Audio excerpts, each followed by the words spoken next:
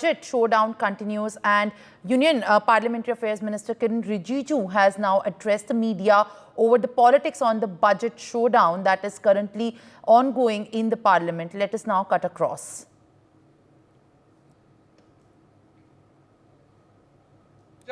अच्छी तरह से हो, सार्थक हो, ये सब चाहते हैं। कल ऑपोजिशन पार्टी के कुछ मेंबर, खास करके कुछ दल के नेताओं ने जिस तरीके से बजट के समय में टिप्पणी की और जैसे भाषण दिया, मैं उसको सबसे पहले तो खंडन करना चाहता हूं कि बजट सेशन का गरिमा को नीचे गिरा करके इन्होंने सदन का अपमान भी किया है। प्रधानमंत्री जी ने पहले ही कह दिया कि दल के लिए जो कुछ करना था है, अब देश के लिए सबको मिलकर काम करना है। दल के लिए नहीं, देश के लिए अगले 5 साल देश के लिए सबको करना है, प्रधानमंत्री जी ने अपील किया। कल विपक्ष के लोग ने बजट के बारे में कुछ नहीं कहा, सिर्फ राजनीति की है। 2 चीजें विपक्ष के लोगों ने किया है कल। पहला तो देश का जनादेश, जनता का जनादेश को अपमान किया है और प्रधानमंत्री जी को गाली देने का काम विपक्ष के लोगों ने किया है। ये लोकतंत्र के लिए ठीक नहीं है। कल आप देखेंगे, अच्छा से आप पूरे वीडियो को भी आप फिर से देख लीजिए। एनडीए के जितने लोगों ने कल बजट चर्चा में भाग ली, सब ने बजट के बारे में अच्छी तरह से जिक्र किया और सुझाव दिया और अपना अपना राज्य में जो फायदा है उसको भी गिनती किया। विपक्ष के लोगों ने एक भी बजट में जो अच्छा प्रावधान है इसका बारे में जिक्र नहीं करते हुए सिर्फ गाली देने का काम किया है। लोकतंत्र में, दुनिया का सबसे बड़ा लोकतंत्र भारत का पार्लियामेंट में बजट के समय में बजट पे चर्चा नहीं करके राजनीतिक बात करके प्रधानमंत्री जी को गाली देने का काम करना, ये किसी को शोभा नहीं देते हैं। मैं पार्लियामेंट्री अफेयर्स मिनिस्टर होने के नाते फिर से अपील करता हूं कि बजट सेशन में बजट पे चर्चा होना चाहिए।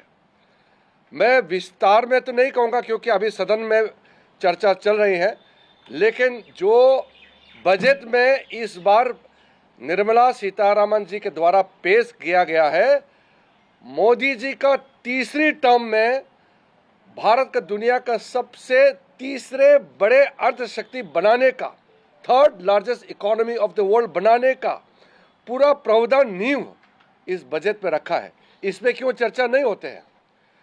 बजट में 11,11,111 करोड़ कैपिटल इंफ्रास्ट्रक्चर के लिए, capital expenditure, world class infrastructure बनाने के लिए जो बजट आवंटन किया गया उसके बारे में विपक्ष के लोग क्यों चर्चा नहीं करते हैं? किसानों के लिए जो देश ने भूल गए थे, ऐसे छोटे छोटे ट्राइबल्स लोगों के लिए जो प्रावधान रखा है मोदी जी ने, उसके बारे में चर्चा क्यों नहीं करते हैं? दूर दराज नॉर्थ ईस्ट से लेकर के कोस्टल एरिया से जो फिशरमैन, फार्मर, यूथ का जॉब एम्प्लॉयमेंट क्रिएशन के लिए, महिलाओं के लिए, किसानों के लिए जो प्रावधान है, इसको चर्चा क्यों नहीं करते हैं? सिर्फ गाली देने का काम क्यों करते हैं? मुझे ये बहुत ज़रूरी इसलिए समझा कि अगर सही समय में विपक्ष के लोगों का समझ में नहीं आया तो जनता पनिशमेंट देंगे उसको।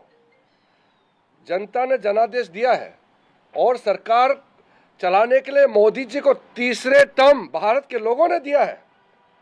हम अपने आप सत्ता में नहीं आया, मोदी जी को तीसरे टर्म प्रधानमंत्री बनाने के लिए यह जनादेश भारत के जनता का है और भारत के जनता का इस निर्देश को आप इस एक गलत तरीके से अपमान करके और नैरेटिव बदलने का कोशिश करते हैं, ये बिल्कुल सही नहीं है। बजट सेशन, बजट पे चर्चा होना चाहिए। बताइए ना, इतना हिस्टोरिक जो बजटरी एलोकेशन हुए हैं हर सेक्टर के लिए, कैसा खर्चा करना चाहिए वो बताइए ना। विपक्ष के लोगों को ये बताना चाहिए कि इतना बड़ा बजट को खर्चा करने के लिए और क्या क्या कदम उठाना चाहिए, वो बताओ ना, सुझाव दो। सुझाव देने के लिए बजट सेशन होता है। यहाँ गाली गलौज देने के लिए बजट सेशन नहीं होते हैं। मैं बहुत अफसोस के साथ कह रहा हूँ, लेकिन अपील भी कर रहा हूँ कि कल पहला दिन बजट में जो विपक्ष के लोगों ने हरकतें की है वो दोबारा नहीं होना चाहिए। बजट के समय बजट पे चर्चा होना चाहिए और साथ साथ हमारे एनडीए के जितने भी स्पीकर से मैं बधाई देता हूं, उन्होंने राजनीतिक भाषण नहीं दे करके बजट पे चर्चा किया और देश को आगे ले जाने के लिए अपना सुझाव भी दिया है। I just want to repeat quickly in English. Yesterday's first day discussion on the budget in the parliament was very disappointing from the opposition's role. Opposition party has insulted the mandate given by the people of India for a historic third term of Modi ji. It is very unique that democratically a person gets a third term consecutively. When the people of the country have already given their mandate, let us work for the nation. Prime Minister Modi ji has given a clarion call that our politics is over with the election. Now devote our time for the nation. दल नहीं, देश के लिए जीना है, देश के लिए काम करना है।